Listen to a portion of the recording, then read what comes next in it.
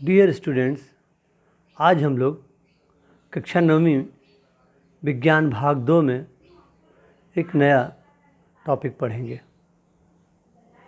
तो बच्चों, पाठ 7 परितंत्र के ऊर्जा प्रवाह। परितंत्र के ऊर्जा प्रवाह। प्रवाह का तो अर्थ हम जानते हैं। प्रवाह मतलब बहना, एक स्थान से दूसरे स्थान पर जाना, एक पिंड में से दूसरे पिंड में, एक शरीर में से दूसरे शरीर में प्रवाहित होना, स्थानांतरण होना, स्थलांतरित होना। ये प्रवाह क्या चीज़, जैसे जल स्थलांतरित होता है नदी में, लेकिन यहाँ हमें ऊर्जा पढ़ना है। ऊर्जा का प्रवाह, ये पूरा विश्व जो है एक तरह से देखा जाए तो ऊर्जा के प्रवाह में बह रहा है। अब आगे दिया है परितंत्र। इस शब्द पर ज़रा गौर करो बच्चे। परितंत्र को इंग्लिश में कहते हैं इकोसिस्टम। यह एक सिस्टम है, एक व्यवस्था बनी है। यह एक ऐसी व्यवस्था बनी है जिसके अंदर सजीव भी हैं और निर्जीव भी हैं। जहाँ सजीव भी रहते हैं और निर्जीव भी रहते हैं, और दोनों में एक दूसरे पर आधारित रहते हैं।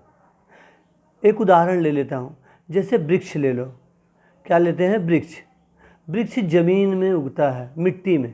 क्या मिट्टी सजीव है? नहीं, लेकिन वृक्ष सजीव है। लेकिन दोनों में आपस में संबंध है कि नहीं? मिट्टी है तभी वृक्ष है।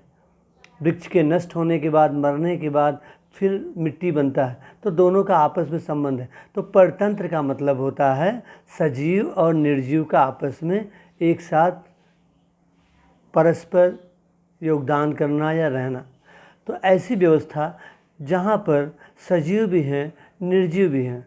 अब अगर सजीव कहें तो वृक्ष हो गए, मनुष्य हो गए, जितने भी जीव जंतु हैं, जल में रहने वाले सभी जीव जंतु। और निर्जीव में अगर हम बोलें तो बच्चों, निर्जीव में यहाँ मिट्टी हो गया, हवा हो गया, पानी हो गया।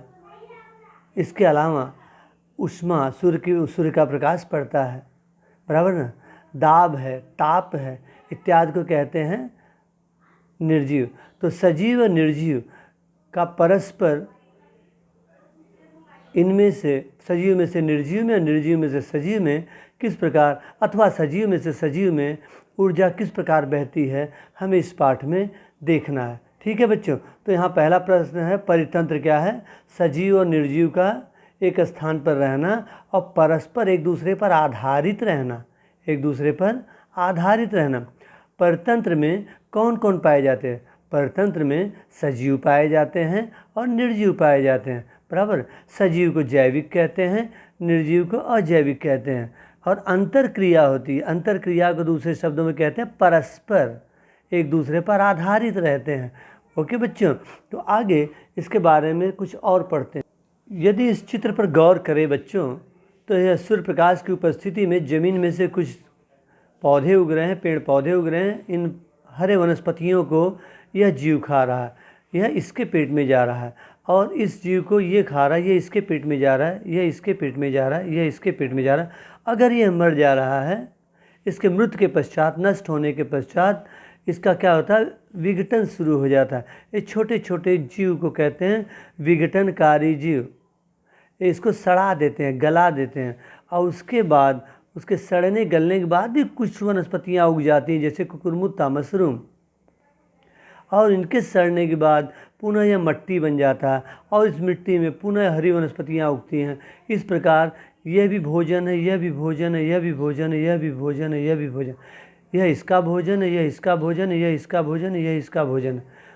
तो ये भोजन का एक चक्र कह सकते हैं। और इसे अगर सीधी रेखा में सब बना दिया जाए तो भोजन की एक कतार हो जाएगी। ठीक है बच्चों? आगे ज़रा और देखें। बच्चों, हम जानते हैं हरी वनस्पतियों को खाने वाले को शाकाहारी कहते हैं, या दूसरे भाषा में प्राथमिक भक्षक कहते हैं। इनके उदाहरण हैं टिड्डी, गिलहरी, हाथी, ये सब।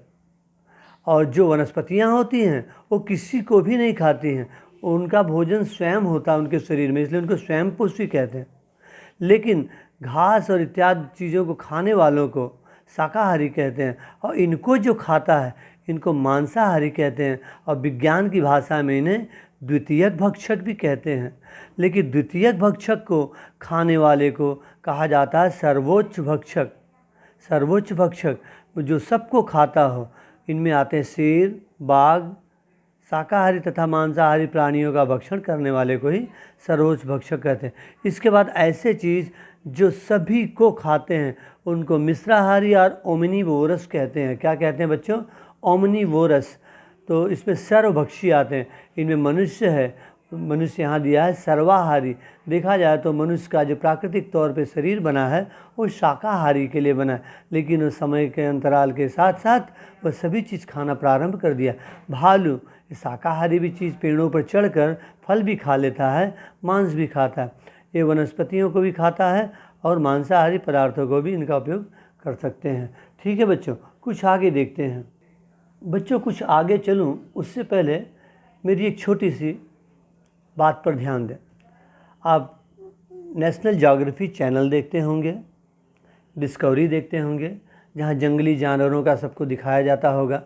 देखते होंगे कितना बड़ा जंगल रहता है, उस जंगल में बहुत सी घासें उगे रहती हैं। क्या एक एक घास को हम गिन सकते हैं? नहीं, अरबों खरबों में घास उगी रहती है, और उसके अंदर उन घास को खाने वाले बकरी रहते हैं, जंगली भैंसे रहते हैं, हिरन रहते हैं। इनकी संख्या उस घास से कम रहती है। लेकिन और एक चीज़ कह दूं, बकरी या तो जंगली भैंसे या हिरन को खाने वाले जो भी मांसाहारी जीव हैं, जैसे लकड़बग्घे, चीता, इनकी संख्या जो है उस शाकाहारी की अपेक्षा थोड़ी कम रहती है। और इसी प्रकार उन मांसाहारी लकड़बग्घे या चीता या शेर, इनका शिकार करने वाले जो शिकारी रहते हैं, उस जंगल में एक या दो ही मनुष्य शिकार के रूप में घूमते हैं। तो घास बहुत संख्या में रहती है, उससे कम संख्या में शाकाहारी प्राणियों की संख्या रहती है, और उनको खाने वाले मांसाहारियों की बहुत कम संख्या रहती है, और मांसाहारियों का शिकार करने वाले शिकारियों की संख्या बिल्कुल कम रहती है। समझ गए? अब देखते हैं एक आकृति। पहले नाम देख लें बच्चों, ऊर्जा का पिरामिड। पिरामिड मतलब उभरा हुआ एक आकृति, एनर्जी पिरामिड, उभरी हुई एक आकृति ठीक इसी के बगल में है। देखिए, पोषण स्तर मतलब हरी वनस्पतियाँ। किसी भी जंगल में देखो, ये निचला स्तर बहुत बड़ा है, उसके जैसे जैसे ऊपर जाते हैं संकुचित या छोटा होते जाता है। तो हरी वनस्पतियाँ बहुत ज़्यादा होती है, इसलिए इस त्रिभुज में नीचे दिखाया गया इतनी हिस्सा। लेकिन जैसे इनको खाने वालों की संख्या थोड़ी कम हो जाती है और इनको खाने वालों की संख्या बहुत कम हो जाती है और इन पर आधारित लोगों की संख्या एकदम कम हो जाती है। तो प्रश्न पूछा जाता है, पोषण स्तर का त्रिभुज जो है सीधा क्यों है, उल्टा क्यों नहीं बनाया जाता है? क्योंकि इसके निचले आधार पर जो वनस्पतियाँ रहती है अधिक मात्रा में रहती है, और उनको खाने वाले शाकाहारी की संख्या उनकी अपेक्षा कम रहती है, और शाकाहारी को खाने वालों मांसाहारी प्राणियों की संख्या शाकाहारी की अपेक्षा कम रहती है, और इसी प्रकार सबसे कम सर्वभक्षी की संख्या होती है। तो निचले उत्पादक का नाम रहता है। हरी वनस्पतियों को उत्पादक कहते हैं, इनको जो खाता है उन्हें कहते हैं प्रथम पोषण स्तर, और इनको जो खाता है उन्हें कहते हैं द्वितीय पोषण स्तर, और इन पर जो आधारित रहते हैं उनको कहते हैं तृतीय पोषण स्तर। तो पोषण स्तर आधार से ऊपर की ओर कम होते जाता है, या दूसरे भाषा में ऊर्जा का पिरामिड नीचे अधिक रहता है, ज्यों ज्यों ऊपर जाते हैं त्यों त्यों कम होते जाता है। आइए एक उदाहरण लेते हैं। जैसे मक्का हो गया, मक्का को मनुष्य ने खा लिया, एक फसल है उसको मनुष्य ने खा लिया। और दूसरे केस में, दूसरे उदाहरण में मक्का को एक बकरी ने खा ली, फिर बकरी को काट के मनुष्य ने खा लिया। तो प्रश्न उठता है कि पहली अवस्था ये है, दूसरी अवस्था ये है। मक्का अगर सीधे मनुष्य खाता है और मक्का को बकरी खा ली और बकरी को मनुष्य ने, तो किस मनुष्य में अधिक ऊर्जा होगी, जिसने बकरी खाया है उसमें या जिसने मक्का खाया है उसने? तो इसके बारे में समझेंगे बच्चों, ठीक है? तो बच्चों, जितनी भी ऊर्जा रहती है, जैसे इधर 1000 हो गई तो 1000 का 10% ऊर्जा आगे वाले में जाएगा, मतलब 1000 का 10% हो जाएगा 100। तो मक्का को सीधे खाने वाले मनुष्य के शरीर में ऊर्जा 100 कैलोरी जाएगी, जबकि मक्का में है 1000 दूसरे केस में, तो इसका 10% हो जाएगा 100 100 कैलोरी बकरी में चला जाएगा। जब बकरी को कोई मनुष्य खाएगा तो उसके अंदर 10 कैलोरी जाएगी, क्योंकि 100 का 10% 10 कैलोरी होगा। तब देखेंगे एक आकृति को। बच्चों, जहाँ तक मक्का और मनुष्य की बात है, दोनों ज़मीन पे रहते हैं। अब हम कुछ ऐसा उदाहरण लेते हैं जो जल में रहते हैं। जल का, जल में काई लगी रहती है जो बहुत हरी हरी दिखाई देती हैं समुद्र के किनारे या नदियों के किनारे, तो उसको प्लवक कहते हैं। और पानी में रेंगने वाले बहुत बारीक बारीक कीड़े मकोड़ों को प्लवक कहते हैं, वनस्पति प्लवक और प्राणी प्लवक। तो जो हरी हरी काइयाँ रहती हैं, ये बहुत पूरे नदी या तालाब के किनारे बहुत बड़ी संख्या में रहती है, और इनको खाने वाले छोटे छोटे कीड़े मकोड़े पानी में रहते हैं, प्राणी रहते हैं, उनको प्राणी प्लवक कहते हैं। और इन प्लवक छोटे मोटे कीड़ों को खाते हैं मछलियाँ, और इन मछलियों को खाते हैं मनुष्य। तो इनकी संख्या बहुत अधिक रहती है, इससे कम इनकी संख्या रहती है, इससे कम इनकी और इनसे कम इनकी। अब देखेंगे, मान लीजिए निचले स्तर पर इनमें 10,000 किलो कैलोरी ऊर्जा है। इसको प्राणी प्लवक ने खाया तो 10,000 का 10% 1000 कैलोरी होगा, और इससे जब मछलियाँ खाती हैं तो इसका नाम हो जाएगा, मतलब इससे 1000 कैलोरी से केवल 10% मतलब 100 कैलोरी जाएगा।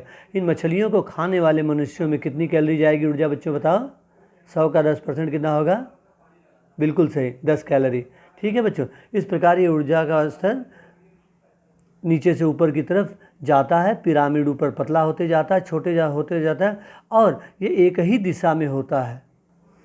तो ऊर्जा का प्रवाह कैसा होता है? एक दिशा में। क्यों एक दिशा में होता है? क्योंकि जितनी भी हरी वनस्पतियां हैं उसको कहाँ से ऊर्जा मिलती है? सूर्य से।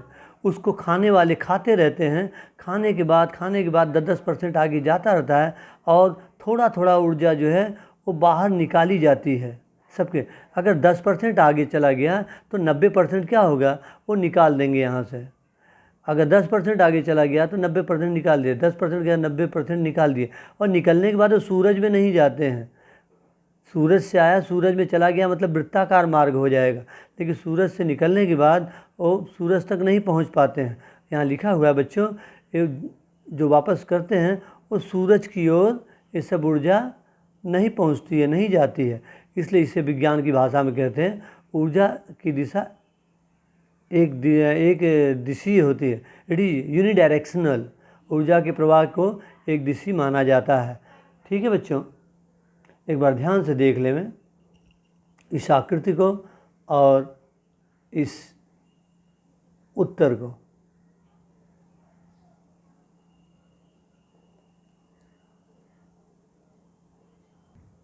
बच्चों, परतंत्र में सजीव और निर्जीव, जैविक और अजैविक का जरा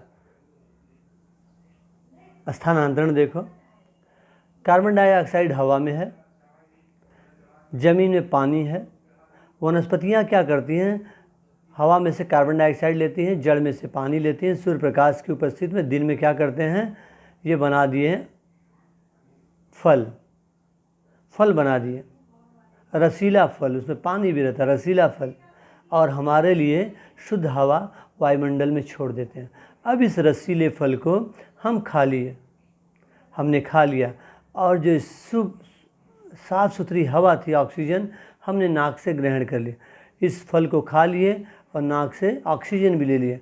अब ये दोनों हमारे शरीर में जाके, जैसे इनको आगे चलने के लिए ऊर्जा की ज़रूरत पड़ी, वैसे हमारे शरीर में दोनों फल ले लिए और नाक से सांस ले लिया, ऑक्सीजन ले लिए। अब इन दोनों की प्रक्रिया के लिए ऊर्जा चाहिए। ऊर्जा तंतु कणिका जो कोशिकाओं में पाई जाती है या माइटोकॉन्ड्रिया में होती है, इस माइटोकॉन्ड्रिया की ऊर्जा की सहायता से ये दोनों क्या करते हैं बच्चों? कार्बन डाइऑक्साइड हमारे शरीर में बनाते हैं, जो हम नाक से छोड़ देते हैं वायुमंडल में, बराबर है। और इसको यही वनस्पतियाँ ग्रहण करती हैं, और पसीना हमारे शरीर में निकलता है, मूत्र त्याग करते हैं, ये पानी है, बराबर है। यही पानी फिर वनस्पतियाँ ले लेती हैं, और साथ ही साथ ऊर्जा निकलती है। ये दोनों तो हम त्याग देते हैं, लेकिन इसको क्या करते हैं बच्चों? ये हमारे शरीर को चलाने के लिए काम में आता है। ये दोनों जब हमारे शरीर से निकल गया, मनुष्य के शरीर से, तो ये प्राणी हो गया, ये वनस्पति हो गया।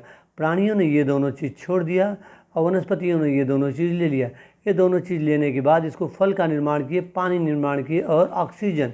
और मनुष्य ने क्या किया, ये फल स्वयं ग्रहण कर लिया, ऑक्सीजन से सांस ले लिया और इन दोनों को मिलाकर ये दोनों कार्बन डाइऑक्साइड गैस और पानी का उत्सर्जन कर दिए और स्वयं के जीवित रहने के लिए ऊर्जा का निर्माण किया। इस प्रकार वनस्पतियाँ और सजीव परस्पर एक दूसरे पर निर्भर हैं, लेकिन इन दोनों को जीवित रहने के लिए इसमें बहुत सी गैसें, निर्जीव जल और मिट्टी का भी योगदान होता है।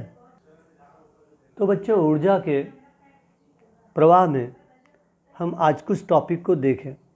इस वीडियो को ध्यान से देखें।